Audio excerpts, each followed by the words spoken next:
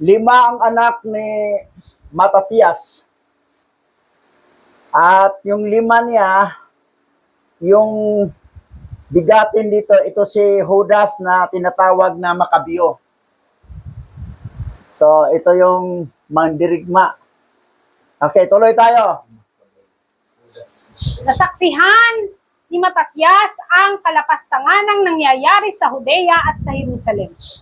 Nasabi niya ang ganito, "Bakit pa ako ay pinanganak para masaksihan ko ang kaapihan ng aking mga kababayan at ang pagkawasak ng banal na lungsod?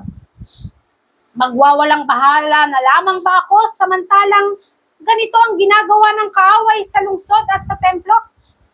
Parang lalaking walang dangal ang templo ng alahayam.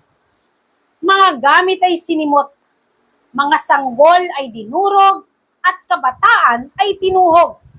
Mga palasyo'y kinamkam ng lumupig na dayuhan."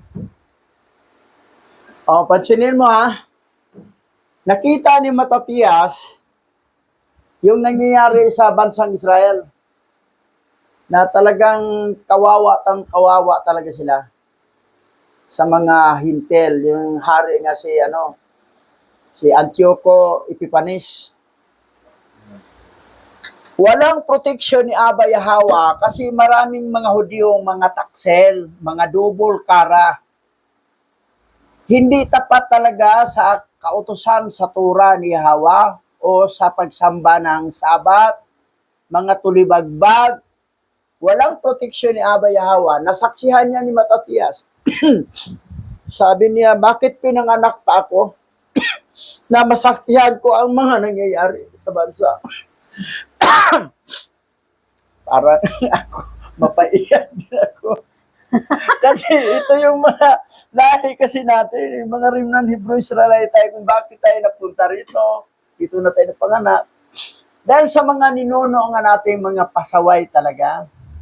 Pero kung tapat lang, kahit ilan pang bilyon o trilyon na mga kaaway, talo. Paulanan lang ni Abba Yahweh yung mga granizo, yung mga bato na yelo. Yun lang katapat yan. Saka yung mga anghel tumulong sa pagdigma ng mga kaaway.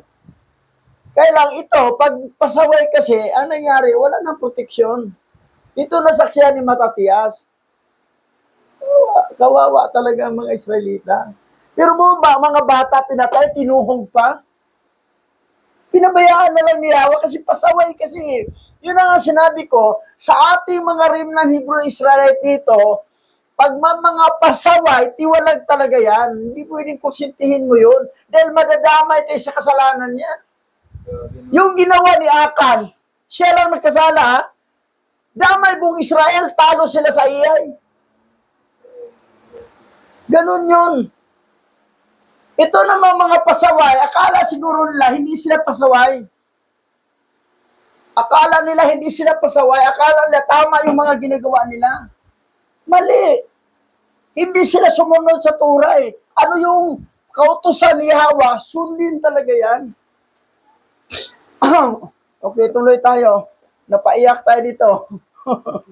Basa. Palamuti ay sinamsam, kalayaan ay inagaw, at sila'y inalipin pang lubusan. Dating kay gandang dambana, tingnan ninyo ngayon at sira.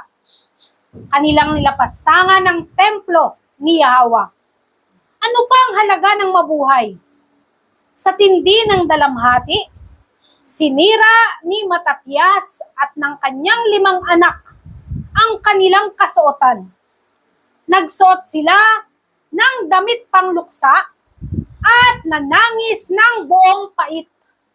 Ang mga opisyal ng hari na inatasang pilitin ang mga taong sumamba sa mga Diyos-Diyosan ay nagtungo sa lungsod ng Udain upang utusan ang mga taga roon na maghandog sa mga altar ng pagano.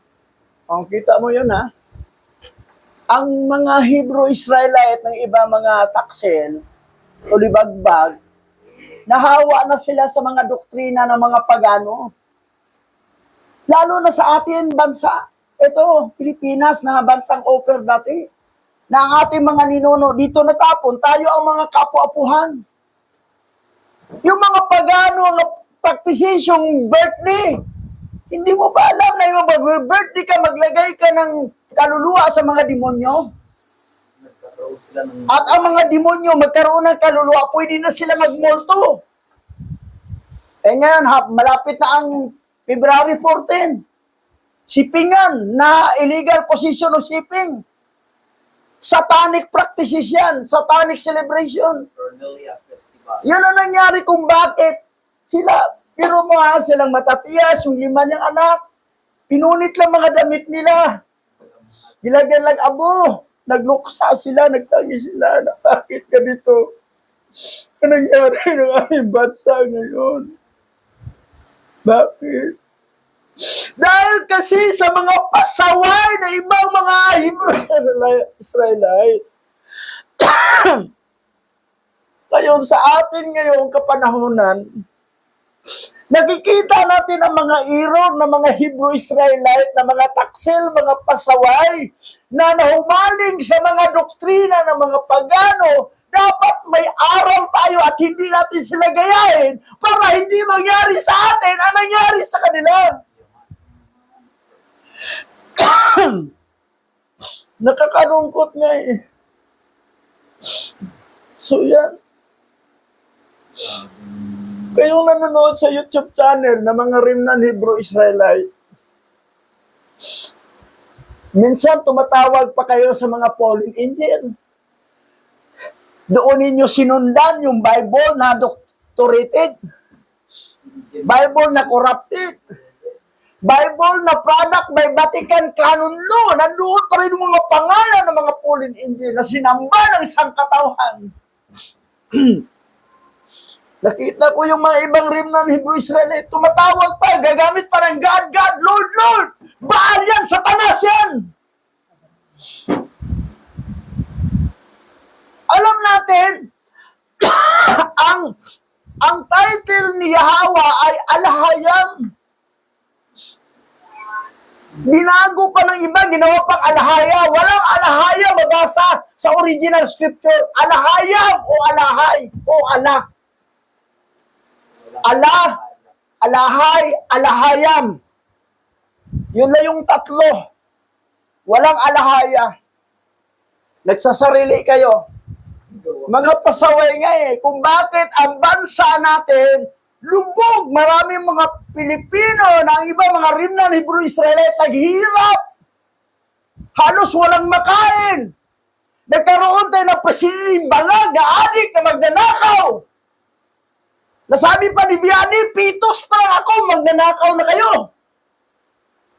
Di-alaw ni Abba Yahweh yan, dahil tayo kasi mga pasaway ang mga Remnant Hebrew Israelite na nandito sa ating bansa.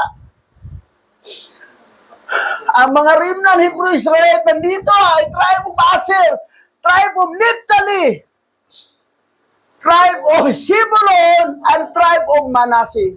4 lang. Walang tribe of Levi rito. Levi, nasa India, nasa iba, sa USA. Walang Levi dito. Judah, wala rin dito. 4 lang ang tribo nandito na punta sa atin. Zebulun, Naphtali, Aser, at saka Manasseh. Ang sayaw ng tinikling daan o singkil daan, sayaw ng Manasseh. Nandito ang Aser. Mahilig yan sa ilog ang Aser. Tribe of Aser. Gusto niya manahan sa ilog. Ano ba? Tagalog, taga-ilog, Subano, taga-Suba, ilog. Yan ang patunay na may tribe of Aser dito. Zebulun. Zebulun. Naphtali sa Mindanao. Tayong mga Remnant na 4 na tribo nandito sa ating bansa, dapat tumino tayo para hindi natin maranasan ang naranasan panahon nila ni Matatias, yung 5 niyang anak na isa doon, si Judas Maccabi. Yan ang nangyari kung bakit sinabi rin mga bata, pinapatay, tinutuhog. Ganon katinding hirap na raanan nila. Walang proteksyon ni Abay Hawa dahil pasaway nga. That's why nga tayo, iwas tayo sa pasaway. Sumunod tayo sa Torah. Sumunod tayo kung ano yung kautusan ni Abay Hawa. Sundin natin.